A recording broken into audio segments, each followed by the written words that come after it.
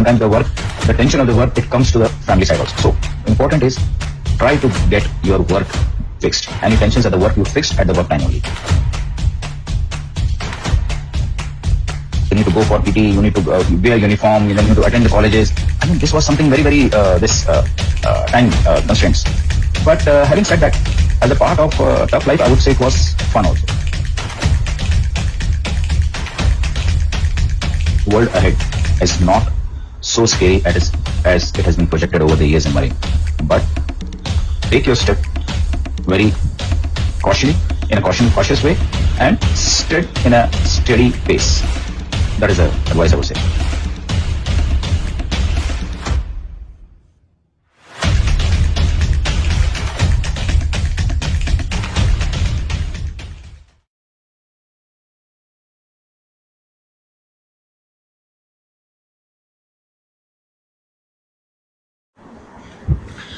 Welcome back to another powerful episode of MarineX Radio from Singapore, the voice of maritime world where stories of resilience, leadership and legacy come alive. Powered by Eugen Infra and DME, this is more than just a podcast. It's a tribute to the engineers, the dreamers and the silent heroes behind global shipping. Today we are honored to host someone whose journey from the boiler room to the boardroom is nothing short of extraordinary. Mr. Deependra Singh, Technical Manager at Ishima Pte Ltd, Singapore, a proud alumni of DMET class of 1995, a chartered engineer, a fellow of Institute of Marine Engineers, and an MBA from Lancaster University, UK. Deependra sir has built a career marked by operational excellence, mentorship, and technical depth. With over 2 decades of experience across TK, MOL Tankship, and now Ishima, he has managed some of the world's most complex fleets, docked VLGCs, VLCCs, optimized process, and shaped future-ready shipping operations, all while staying grounded in values and committed to the Maritime Brotherhood. In this episode, we'll dive into early years at DMET, the highs and lows of sailing life, lessons from managing large fleets, and the reflections on leadership, family, and life in Singapore. So welcome to the podcast, sir. Thank you so much, Pratik, for having me here on your prestigious platform. So before we start the podcast, we have been interacting for a while now. And the first question is for all the DMETians watching this podcast. I have already asked this question before. So if you can share your roll number with the audience watching. Yes, my roll number is 4274. I never say my roll number was because this roll number always stays with you throughout your lifetime. Yes, and that is, I guess, a signature legacy of DMET, which connects everyone. Yes, absolutely correct. Yeah. We all have different stories how we got into DMET. Every story is very unique. Most of the stories are accidental. So we all had different fates and we landed up eventually at DMET. So before I ask that question, we would like to know more about your life before DMET, where you are from, your family, what did your father and mother do, and just to know more about you and to understand why you are where you are. Okay. Thank you for going back on those old days, definitely. Yes, I was born and brought up in Jaipur, Rajasthan.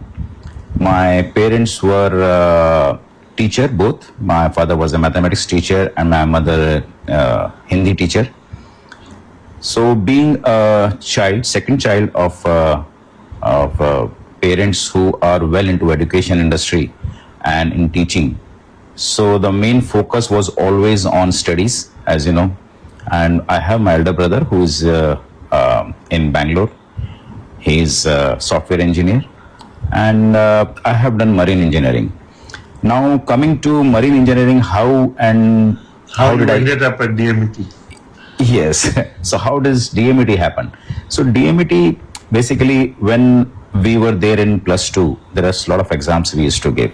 So IIT, Roorkee, and JEE, then regional engineering colleges. So luckily, one of my friend who got this news that there is a college called DMET and it has an exam together with this IIT. So we have to fill up the form. So we filled up the form, and not knowing exactly what college that is and what marine engineering it is. So as a part of another engineering with the level of IT, JE, Roorkee and all, we filled up that form. And when this result came, of course, the interview call was there. And that is a time when we started to, especially I started to, figure out that what exactly this college is all about. And the place where I am from, Jaipur, I thought that this deserted area, nobody would have been in this particular industry, which is a marine industry. So I tried to search a lot, but I could not find anything. But luckily, I found one of my seniors from school, 10 years seniors to me. He was in college that time. So I had a talk with him. So he said, just close your eyes and come. That's all. He said, you do not have to ask any questions. Whichever faculty you're getting in any engineering colleges, this is the best opportunity. Come here. So I think I saw the confidence in him. And the way he was so proud of being a DMETian, I thought that this is the best place I should be in. So there is not a great story behind it, but this is how actually my journey started. And at your time, the admission was through IITJ only? No, this was the first year it was going to be around the IITJC. At my, it was going to be SPJAN.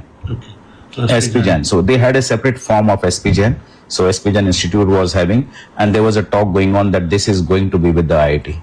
Okay, after you were 92, I guess. Yes. Again started with that. Again started. Like it again stopped for few years. Then again it started. Yes, but they were having some discussions together to join in as a JE member or not. Okay. First years, and I guess the first day in DMET is one of the most memorable days of for any DMETian for life. If you are okay sharing your first day at DMET. Yes, definitely. And this is recorded and it will go out there. No worries. For me at least, the first day was unique because we were just standing and falling for 6 to 8 hours, so which broke a lot of backs that day. And let us take back to your first day in college. Yes, definitely. The first day of my DMET I will never forget. And this one I have a story, and I'm sure that none other than me would have this kind of first day. So it was very, you will find it very weird, but it actually has happened. So the first day when I went to the college, okay, after this fall-ins, everything, when my father came, dropped me, and my father went off. And my father went off, I was still standing there to see maybe my father will come back to say again that how am I? But he did not come. So he told me before dropping me that you are growing from boy to man. You need to be strong there. First time I was going out of my comfort zone of home, and first time in a hostel. So he told me all those stuff. But this is just part and parcel. But the main thing started is that after falling, when the director, he called me up. So my seniors told me the director is calling you up. So I was so scared that what has happened. Is it the first day why director is calling me? And even my seniors also said it has never happened that the first year has been called on the very first day by a director. So I went to the director's office and he called me there and he told me to sit down and he says, are you okay? I said, I'm very fine. Yes. So are your parents okay with you joining this marine industry? I said, yes, that is why I have filled up the form, I have given the interview and I have come here. Then he said, who is along with you here? I said, my father.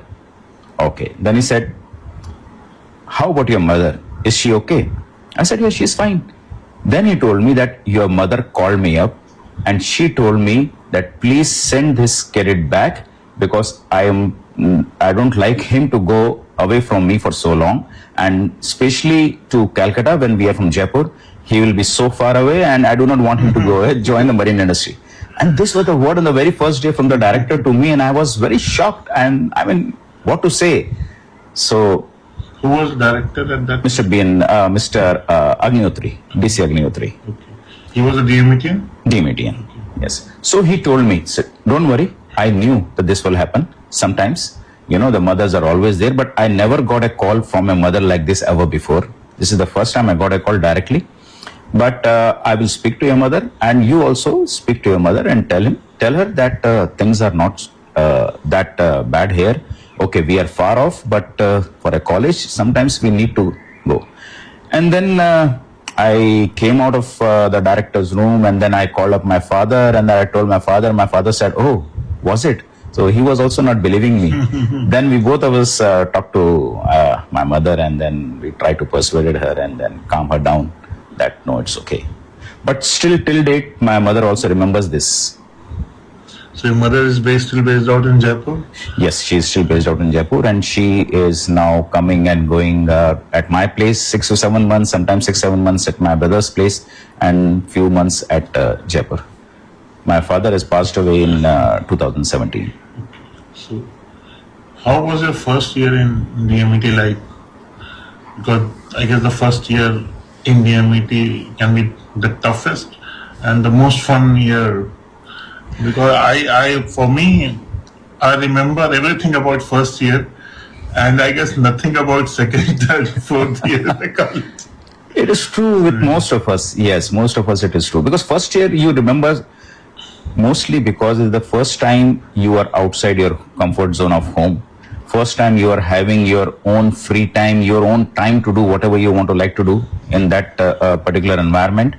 And you make so many friends, So yes, first year is always memorable. It was tough, definitely, because you are not used to that particular environment, and so many things you need to do with the timing.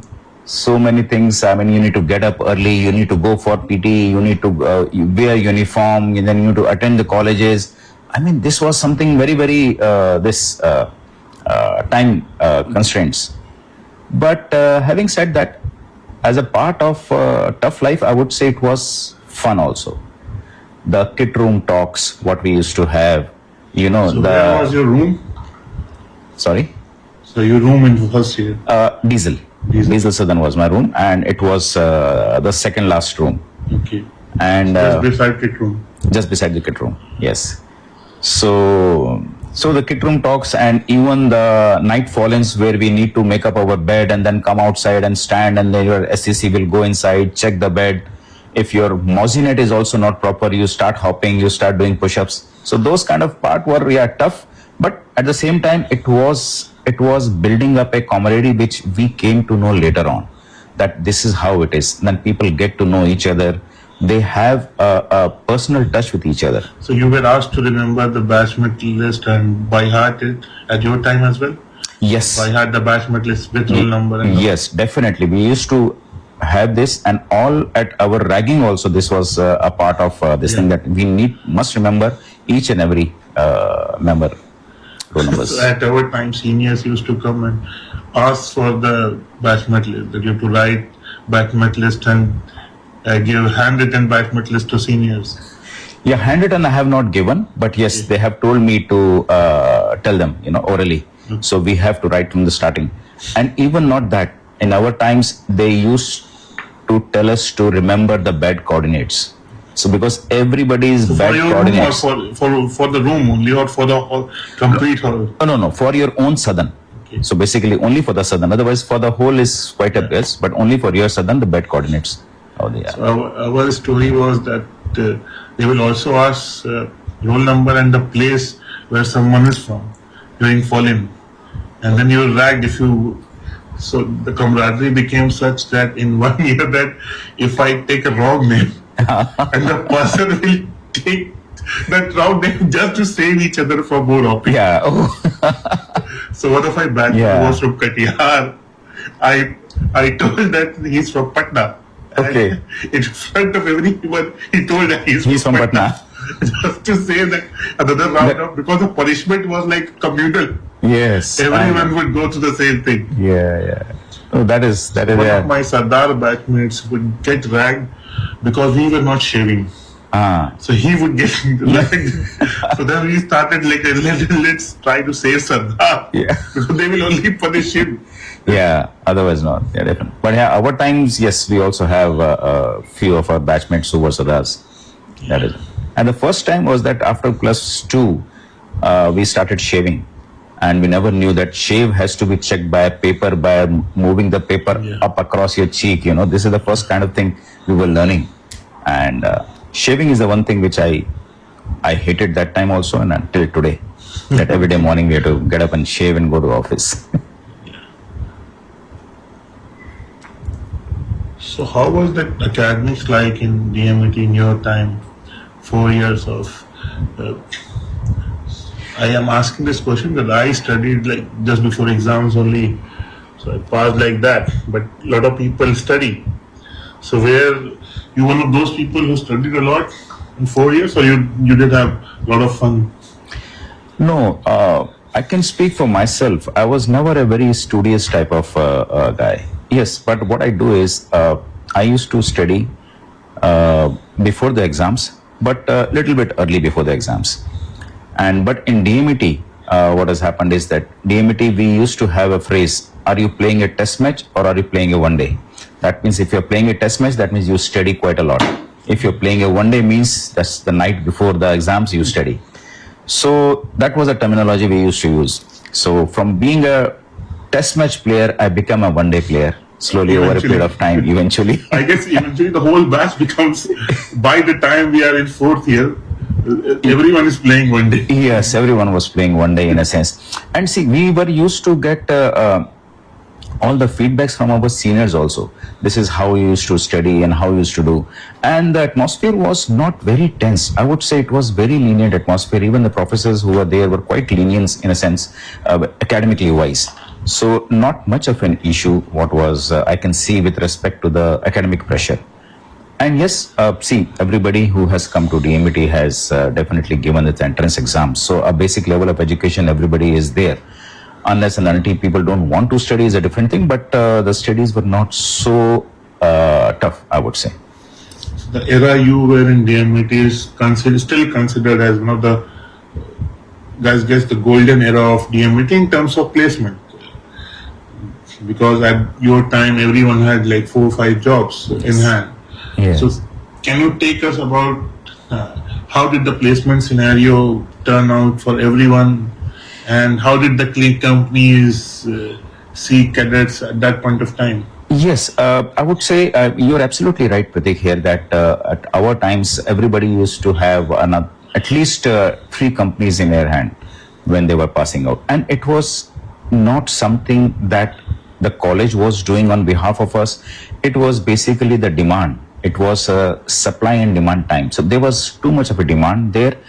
And even the SCI used to come to our college and they used to tell us that we have a capacity to take whole 120 cadets of your batch. So we were a batch of 120 cadets.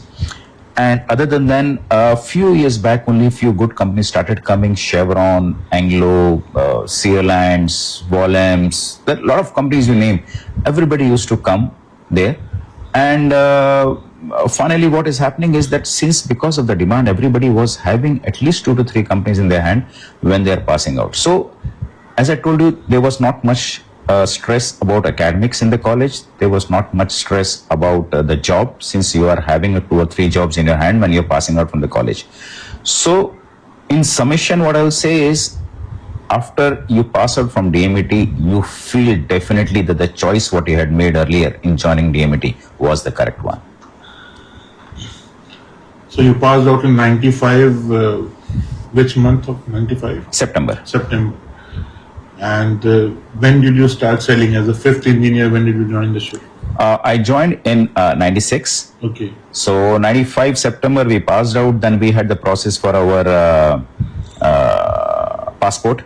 Okay. So I had some issue with the passport. Initially, my passport came with the wrong spelling, and in Calcutta during that time, to change a passport documentation and especially with your name, it is a hell lot of a work. Anything in Calcutta is a hell lot of work. Yeah, so whole kind of police verification, right from birth certificate and everything had to be done again and again. So it took me a little bit of time to clear my name in that passport. And then in 96, I took up this as a fifth engineer in the volumes as a campus placement, which was we have taken earlier. What was the stipend when you joined first time? That time? Yes, I was getting $950 per month. That point of time was a handsome Yes, yes. That point of time, it was around. It used to be around 32 or 33,000 rupees, and I can see that my batchmates who had done mechanical engineering and all, who completed their engineering after 4 years, when they came out, they were getting a job of 12K, 15K. Yeah. That was a maximum around that time. It was going on. So again, that feeling of the correct decision, it makes you a little bit more prouder. Okay, yes, I have done the correct thing. That aspect. But yes, after this, when I took up the job in volumes, it was oil tanker VLCC. It was one of the biggest. I would say it was a ULCC in a sense, and it was the biggest vessel volumes were having. There were 2-3 vessels volume were having at that time. I'm forgetting the name of other vessels, and that was good. So first time, and as you know, there are a lot of stories on the first time on board. So also, you have sailed on LPG and other type of vessels as well. Yes. I started my journey with oil tanker, and thereafter I had that only one bulk carrier, and then I switched over to gas carrier. In gas carrier, I did only LPGs and ethylene carriers. So by the time I became chief engineer, I was on ethylene carriers. So when did you become chief engineer? I became chief engineer in 2004. 2004, almost like 8 years. Yes. I guess you cleared your exam very, very quickly, all the examinations. Yes, I did my exams around in Calcutta. All my exams I did in Calcutta from class 4th to see. At our times, we had to give our class 4 and then seconds and chiefs. Okay. Still the same. Yeah, but the written was also there. Okay. From the chiefs. But right now, there is no written on the chiefs, Yes. right? Yes. So I was when I did, it was the last time. No, there is written in chiefs, I guess, if I'm right. There is a written exam. There is a written exam. Yeah. So, okay. No, the question is, how long did you sail? I sailed for around 12 years. 12 years. Yes. 2006, 7. 2007 was the last. Or 2008, in fact. 2008 July. And if I'm right, you have taken a very conventional pathway, of which most of the DMETians take, shifting shore at right point of time. And the question is, when did you get married? Because a lot of switching does happen because you want to give more time to your family life. Yes. Yeah. We got married in 2002, and I got engaged in 2001. And 2001, our engagement was on 13th of December. That is the same day when in India the parliament was attacked. I know, and we were on the road when this was happening. So this is another memorable day for me. Then 2002, I got married, and our first child was in 2006, till the time I was sailing. So that is the time I realized that there is a lot of family time I'm missing with my child. So important moments. Yes, those are important moments which were missing. And when your wife basically needs you at the time of the first child, because this is the first experience for all of us. So that time was a bit, I gave it a thought. I said, okay, another 1 or 2 more years, then I will try to quit as soon as possible. So the seed of quitting sea life was from that my first child was born.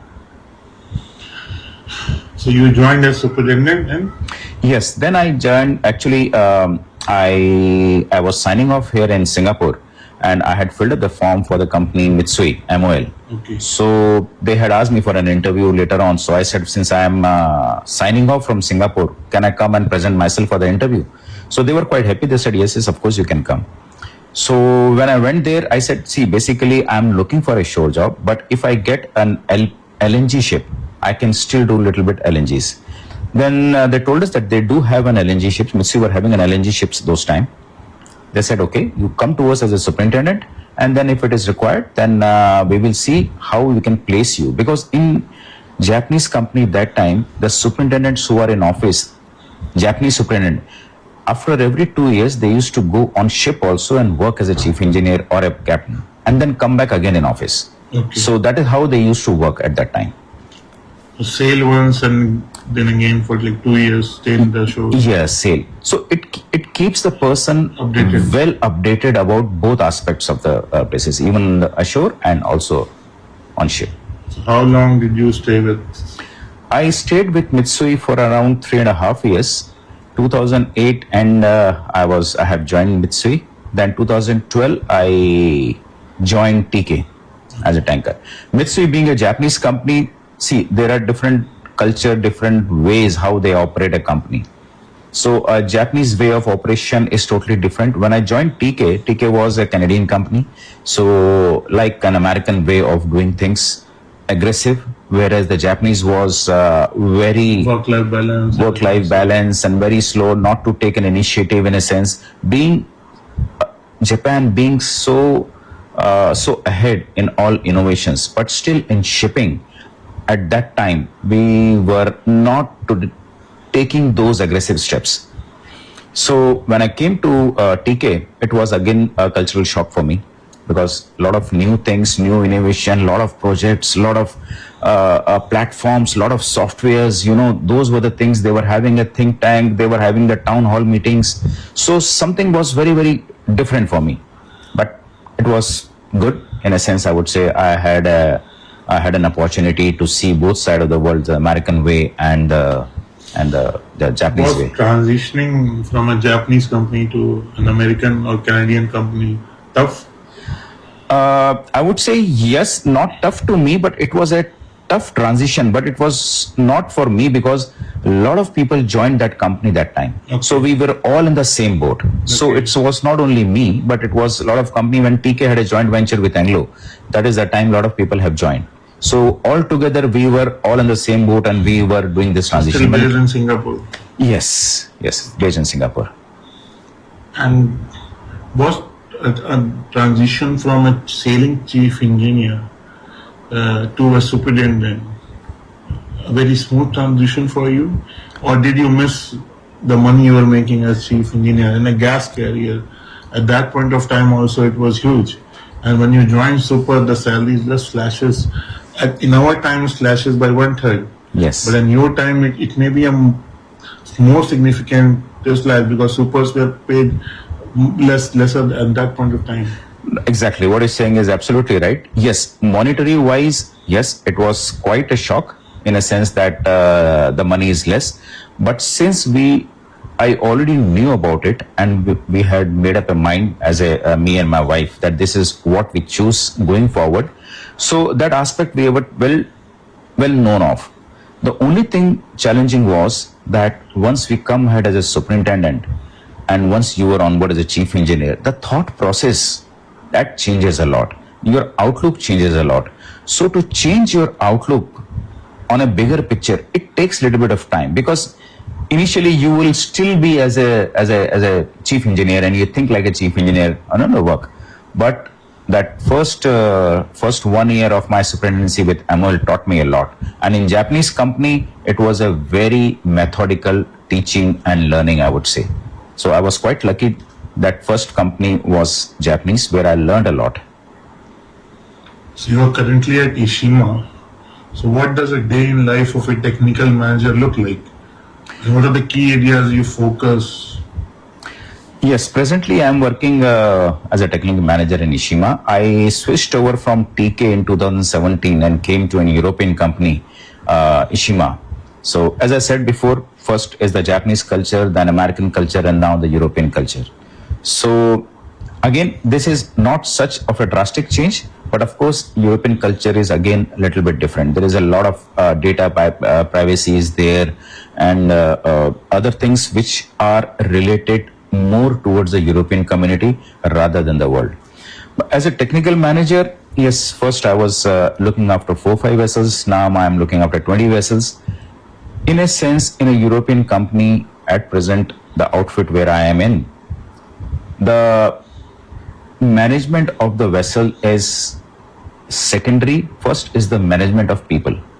So how we have to manage the people, and in European culture, people definitely come first here. So the well-being of my team, the well-being of the people on board the vessels which are under my team. This is a priority. So here, I would say the culture in Ishima is so good that we are in constant touch with our sea staff, shore staff, their families, having the gathering, so that a brotherhood feeling is always there among us. So managing people is quite easy in this company because the priority is given to the man management. And once you can manage well with people, the people definitely are managing well their vessels and their assets. Ishima is an ownership company?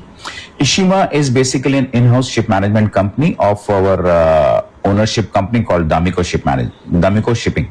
So D'Amico Shipping is an owner company. They have certain vessels. They have their offices in Rome. They manage their own vessel, and some of our vessel is managed by Ishima. So Ishima manage our own tonnage as well as third-party tonnage. So how many vessels here total Ishima is managing right now? Ishima is managing around 41 vessels now. Yes. So 20 you are in charge of? Yeah, we have two teams of this, Fleet A and Fleet B. One team I'm in charge, one team is another, my colleague is in charge, who is in Mumbai. We have an office in Mumbai also. So he is also a DMETian? No, he is not a DMETian. Okay. So you have led diverse technical teams. You already discussed that you have now worked with companies of 3 different cultures and regions right now. What's your leadership philosophy when it comes to managing people, performance and pressure? Because these are 3 key areas for any technical manager. Yes, I know. Because a role of technical manager, all your 20 ships must be in different time zones. Yes. At any given point of time, and it's never ending. So how do you manage people, performance and pressure? Yeah. I think for me, the most important thing is listening to people, listening to my team, listening to the ideas given by my team members, given by my ship staff. And then the second thing which I had learned over the years is the clarity of your instructions, the clarity of your thought process, and delivering it to the people. So these 2 aspects where I think is very important, listening to people, and when it comes to the instructions, the clarity and the thought process, what you intend, your intention has to be very clear. And with both these, I think it is quite easy to manage a team, because everybody who is looking at their manager or any other team leader, what they need is the clarity. So the clarity is the first aspect where I found that this part of mine is quite good in managing people. We'll take few technical questions because a lot of superintendents and technical managers who aspire to be like you would be watching this podcast. So how do you approach complex situations, the machinery breakdowns, safety compliance or dry docking challenges with teams across geographies? Yeah. Okay. So you must be having supers under you right yes. now who are in charge of those things. How many supers work under you right now? Okay. Right now under me there are 4 superintendents. Okay. And the 5th one we are still looking for in the industry. So I will soon have 5 superintendents under my charge, and each superintendent will have around 4 vessels as a normal industry standards. And managing teams means we have a team here in Singapore, as well as some superintendents also sit in Mumbai. We have our purchase department in Mumbai, our back-end support of IT is in Mumbai, our crewing is in Mumbai. In Singapore office, we have all senior management as well as our accounting and our SQ department. So at challenging times, basically what is happening with me exactly is we have faced a lot of time where the time is very tough, where a chief engineer comes and calls up, says, my ship is having this kind of problem. So my first take is always calm down the situation, first of all. So as soon as you calm down the situation to know what is happening, it becomes easier. Because if the situation is not calm down, if the other person is also panicking, you also panic, then we are not going for a solution. We are only increasing the panic mode. So I try to first calm down the people, try to get to know to the situation what exactly is the situation, and automatically if you see, the solution comes on its way, that these are the things where we can do it. And this is I would say I have been doing this for quite many years, and it is every time it is successful, that once you calm down the situation, your thought process is perfect, what we need to find a solution for. So dry docking is one of the key important aspects of running a ship management company or running a shipping company. You have an extensive experience in dry docking LPG and VLCCs. So what are the common mistakes we have seen during dry docks, and how can young supers avoid them? Yes, for dry docking, we can talk about this for hours and hours. yeah, I mean, in briefly, I would say, yes. What I learned as a dry docking also, and once I became a superintendent, see, the first of all, the thing is, you must know your vessel. So for dry docking, every superintendent should know their vessel, should visit their vessels, should sail with their vessels, so that you know what is happening on board the ship. So that part, once it is clear, then you have to give little bit of time. Start preparation for a dry docking well ahead, well in time, because no two ships are same. Every ship is different. If you have done the docking of one ship, doesn't mean the docking of another ship will go as smooth as the first one. Every ship is different. Give the time to the ship, get to know about the ship. And once these two things you have in your favor, I'm telling you, the dry docking process goes very smoothly. We need to break down the dry docking in small parts, the specification parts, the requisition parts, the quotation parts, the cost comparison part. All these parts you need to break down and go ahead with one part at a time. Do not start doing all the parts together at the same time. The cost comparison I will do today, tomorrow I will do this. No, give certain time for the requisition, give certain time for the specs, certain time for this, and things will fall into place. Because when everything you are doing it on a step-by-step basis, things becomes easy. First, you must have time in hand. So please start preparing well in advance. I would say 4 to 6 months is an ideal time. You should start preparing. A lot of things are happening in decarbonization space, ESG norms coming, carbon credits. So how do you see global shipping evolving in next 10 years? And what advice you should give young marine engineers, because a lot of upskill requirements are coming, technical innovations, technology, and it is now changing more rapidly. It is more compliance driven right now. So marine engineers are pushing more papers, even at sea, right now, even at chief engineer, second year level. So what advice you can give the next generation of marine engineers to what is going to lie ahead in, say, 10 years, 15 years, 20 years, how they can prepare themselves? Yes, you're right, Pratik. Yes, the fast pace our industry is changing with respect to environmental changes and the decarbonization aspect in shipping industry, and also the automation and the onset of an AI. So all this is changing the face of maritime industry. But even whatever the changes are there, as an engineer, the basic requirement to know your engine, the basic requirement of a theory on how the engine works, that is most important. So that we must get it done with ourselves, that our basics have to be strong. Over and above that, yes, now these days we need to have an upskills like computers, like there are a lot of software now the industry is based mostly on the software. Even so many sensors have come, so many decarbonization tools are there in the industry where you need to have a software platform to run all those. So the knowledge about those, for young budding engineers, I would say the opportunity you get to do some courses about this decarbonization, please do the courses. And it is not just the courses. Next time when you go on a ship, please try to see that how that course has helped you in understanding the decarbonization practically on board that ship. And once it is done, it is throughout clear in your lifetime. And yes, I would say this AI is another thing. For me also, being a 1973 born and 1996 passed out, 95 pass out, it's AI is a challenge for me also to learn at this stage.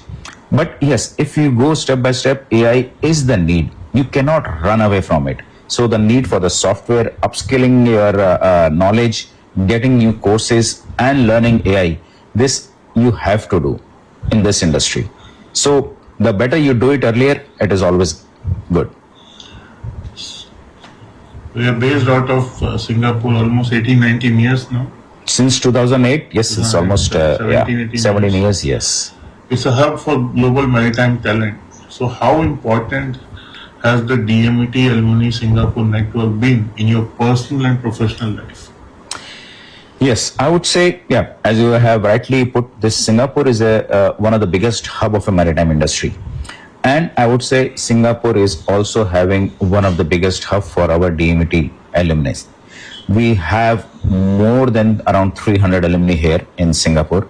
And in Singapore, other than the marine, if you really want to see the presence of DMETians, every second company you will find any of one of the DMETians are always there.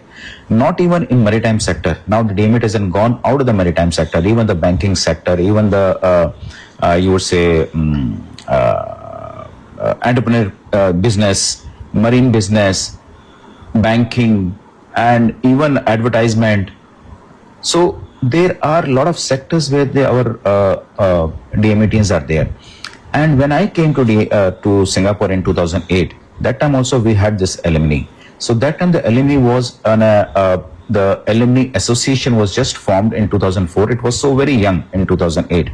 So we were having small events and we were going to the events, get to know people. And then at that time also we were thinking that this is one of the very good opportunity for people to mingle around and discuss with each other. And over a period of time, my fascination towards joining this alumni association grew a bit more, because I am sort of a PR person where I would like to know people more, like to mingle around. So I joined this alumni also. So presently I am an assistant secretary with this alumni. We have grown this alumni from a small event of 50 to 60 persons. Now we are having an event of 500 plus people, and the sponsorships are there, sponsors are there, the names are there. The alumni magazines has been published. So we have a digital version as well as our physical versions are there.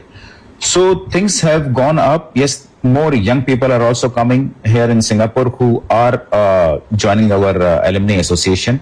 So things are moving quite fast, and we are moving in the right direction, I would say. So there are different hubs across the globe where the concentration of DMETians are high. And I have been to all those hubs, most of those hubs. The love and the camaraderie which I have found in DMET is non-existent anywhere in the world in comparison to what you guys have in Singapore. And I would like to know, I've asked everyone, most of the association members, so what is that secret sauce which sets DMET Singapore apart? See, I do not know much about the other associations across the world. Not even association. For example, if we conduct an event in Delhi, so the turnout for DMETians staying in Delhi is okay, we'll go, if we are free, we'll go. But the kind of turnout that we see in Singapore, I was just mesmerized. Yeah. I would say in that aspect, what we have done earlier in Singapore is that we put our main focus on knowing people more, gathering as much as people as possible, and calling people on an event where we would not like to charge them. We would like to keep the charge or the cost as minimum as possible, but keeping the focus only on having a gathering. So that aspect, when we have started, it was quite good. People liked it, and still at this point of time also our charges for a membership or our any event is as minimum as possible. What is the membership charges right now? Membership charges is only $100 per year. Yes. So but only people in Singapore can become associated? Yes, for only people in Singapore. So with this particular focus, we think we have grown up our alumni association membership from 60, 70 to around 280 right now, and people are definitely quite happy with us. And every event we can see the turnout. So with this turnout, we can make sure Even that sponsors are very happy. yes, I've met a lot of sponsors in this year event, and they were very happy that, and they also feel that the camaraderie and the kind of ROI they get in Singapore event, it cannot be matched anywhere across the globe. yes, that is there, because in Singapore event, what is happening is when the sponsors are coming in, they are coming directly and meeting informally with the people who are in the company at a position who can take the decision correctly and rightly in front of them. So those are the aspects where the sponsors are also very happy about. And of course, the camaraderie what we have in DMETians, that we always try to refer one person to the another person, the word of mouth, which is very good in Singapore. And I think looking back at how the Singapore Alumni Association has progressed over the years, the other associations across the world have also started, even in Dubai, in Hong Kong.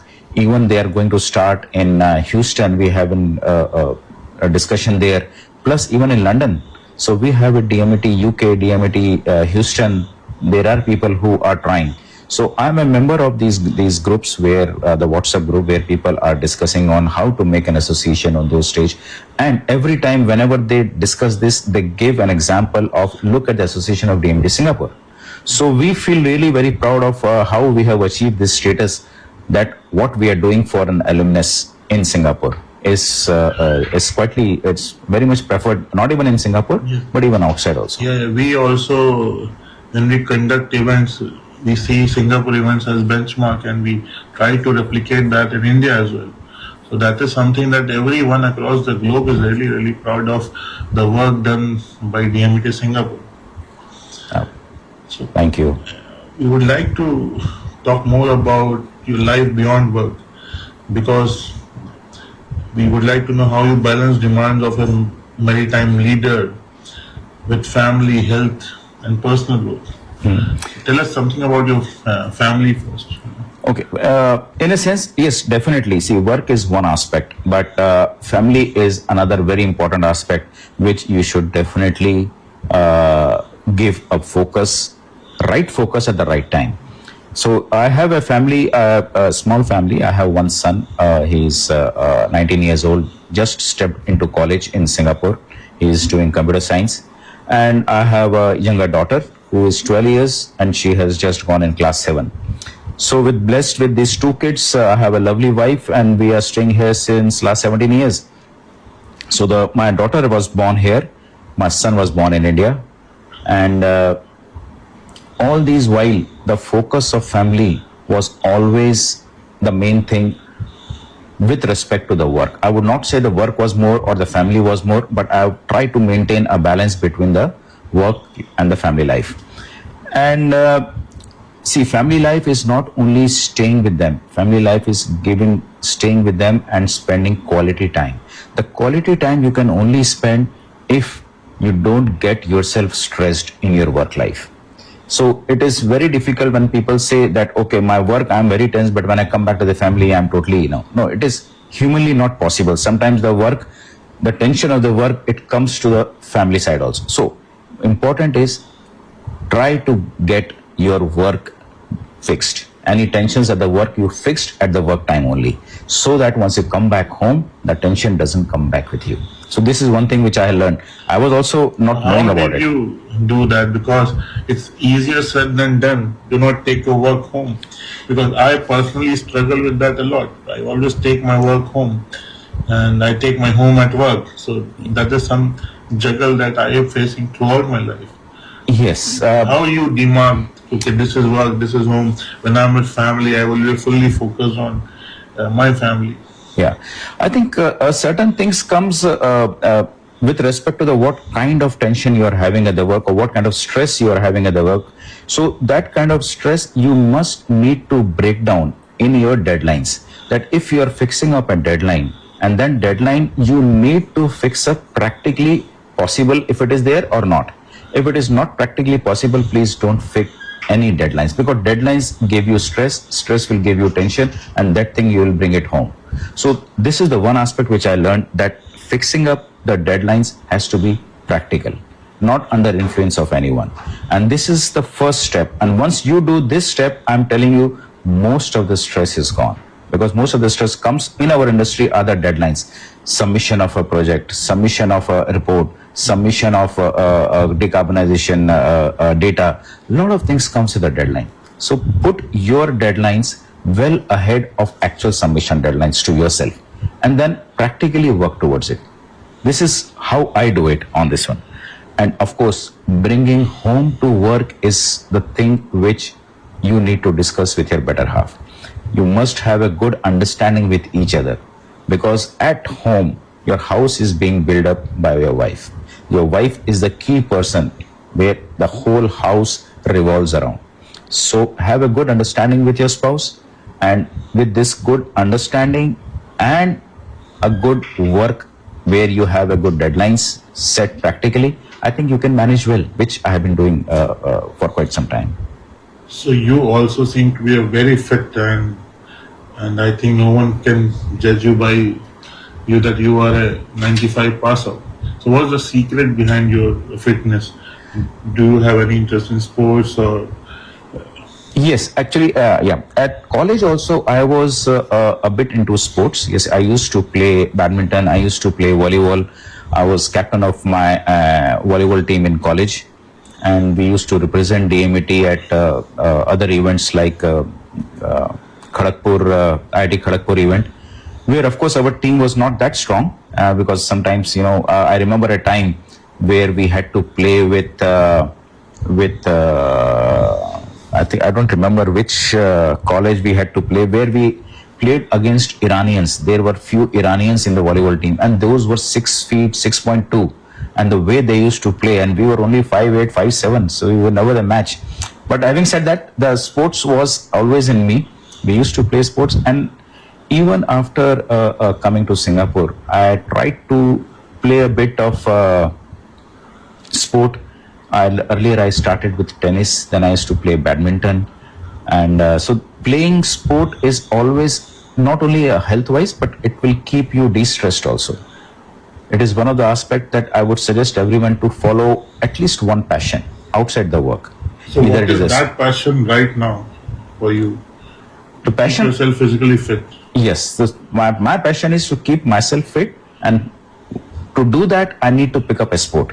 So I'm playing sport right now is a tennis and badminton regularly. So every day you play tennis? No, not every day. It's not possible for every day. Yeah, weekly this is how we do it. So every week, Saturdays, Sundays are there, and one day in a week also we used to play a badminton, and now also we have started playing badminton within a week and tennis in weekends. How important is soft skill for people entering ship management, also picking to soft skills like budgeting, communication, negotiation? So what and how we can improve those skill sets if you are entering a technical manager role? Yes, I would say communication is a key aspect. So communication, when you do communication is always a two-way. If it is not a two-way, then this communication becomes a speech. So whenever you are in a leading role or in a manager's role or a director's role, the importance is to have a communication, not a speech. When you communicate, you tend to get to know the other person's views. And as I told you earlier also, that listening is also one of the great quality of a good manager. So you must listen to the ideas. You must listen to the ways where the other person want to put his thought process across, and listening to it, the thought process, and delivering as per the thought process what you have. So when you have this kind of communication, and an open communication is very important, and a heart-to-heart communication on the subject what you are talking about. So communication aspect is an important thing. Then other than the communication, the soft skills is always how you are presenting yourself, your company, presenting your own culture in front of others. This becomes a very, very important thing which people tend to forget, but this plays a major role in the other party to assess whether to go ahead with this deal with this person who is not this person, because this person is representing so many things. So this is another thing where you have to have a focus on. So these skills which are required in this particular position, I think slowly over a period of time, people tend to learn it, sometimes the hard way through, and sometimes if you have a good managers or a good directors, you learn through them. Yeah, I guess we had enough of serious discussion right now. We'll move into a lighter mode of the podcast, which is a rapid fire round. Okay. So you get 1 second to answer question. Okay. So for those of you just watching or listening to the recording of this podcast, Deepend's wife is also behind the camera. So we'll try to keep normal questions so that his life is even smooth after the recording.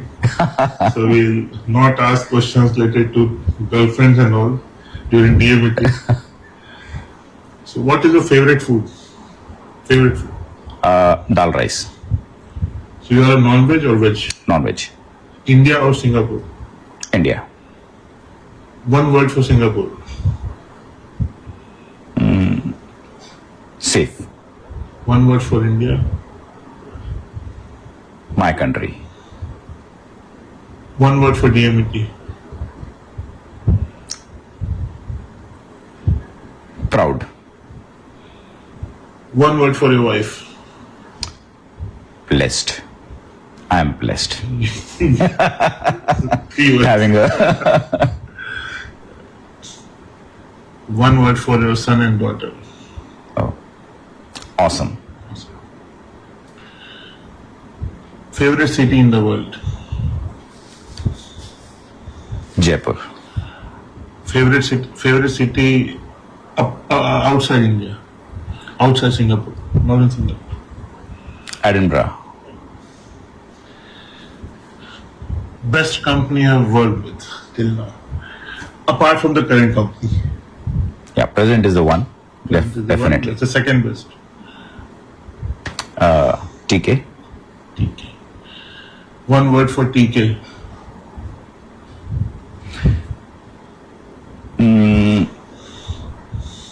Professional. One word for present chief engineers on the board. So I can give you an example. Less competent. Because every senior feels that the next generation those little less. Yeah. So I would say not less competent, but I would say need to take more responsibility. okay. Yeah. Your advice for young cadets still studying in DMET? One line advice. Yep. My advice would be the world ahead is not so scary as it has been projected over the years in marine, but take your step very cautiously, in a cautious way, and in a steady pace. That is the advice I would say. So life is not so bad. It's very good. What legacy you as a person would like to leave 20, 30 years down the line? How would you like to be remembered as? This is a difficult one. Yes, this is a tough question. Take a time on that. Yeah. I mean, I would like myself to be remembered as a person who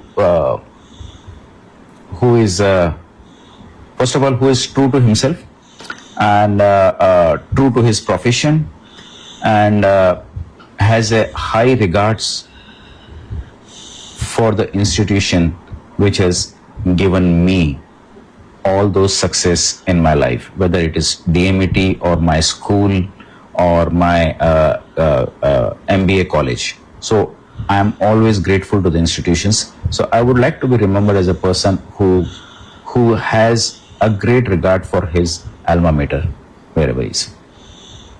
I guess we have recorded enough content for the day.